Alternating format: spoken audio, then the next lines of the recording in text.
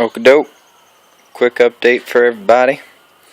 The whole 4 people, I think. But appreciate it, guys. Yeah, so I got the beds cut.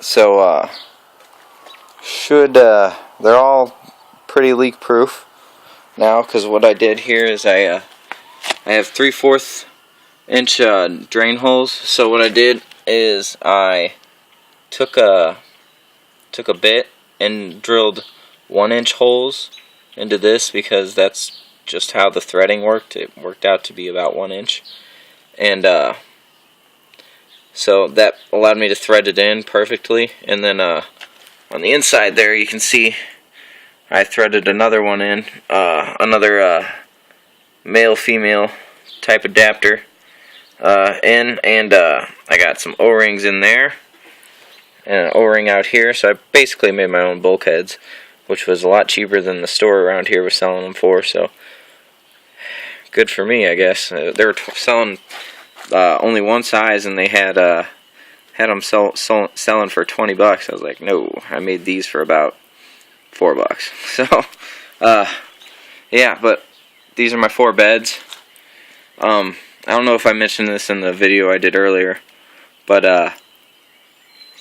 I miscalculated my water storage needs, because I forgot to account for the media and how much water it would displace.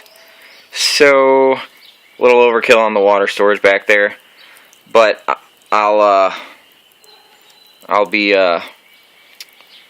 putting in 4 more beds, so that's okay. That'll be enough water storage for all 8 of them. So I just wanted to give a quick update and let everybody know what's going on. And I've solved the leak problems in that.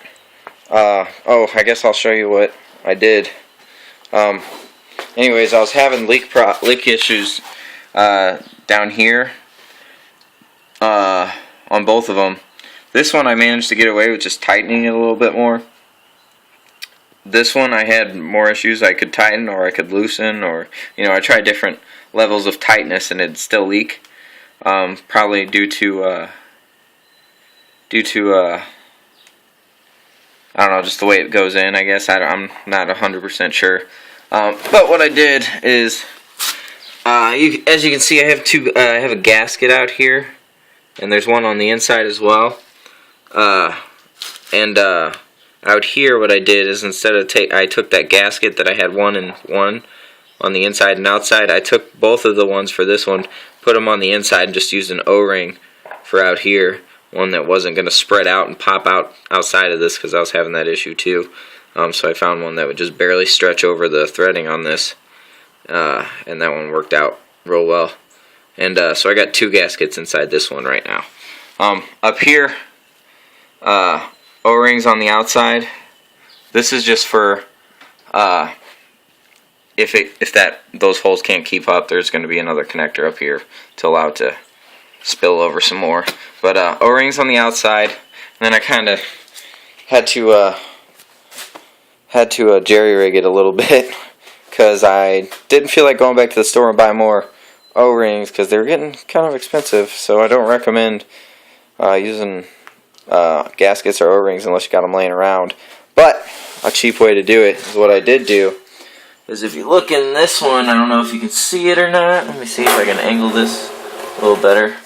Yeah, there we go.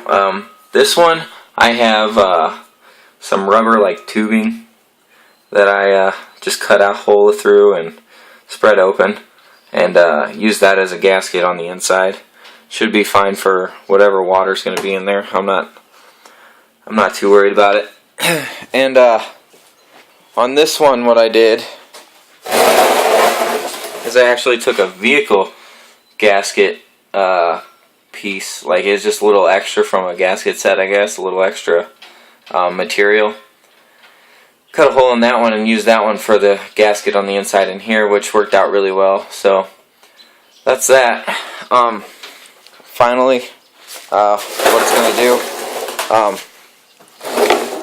I made the top and the bottoms 2 different sizes. This is 1.5 inches no, this is 1.25 inches, and that's 1.5 inches. Basically, just to give you an idea of what I'm going for here, obviously I'm going to shorten these tubes that I have. I just bought them and I haven't shortened them yet. These are going to be a lot closer too. They'll probably be fairly close to where you can't even see this pipe right here.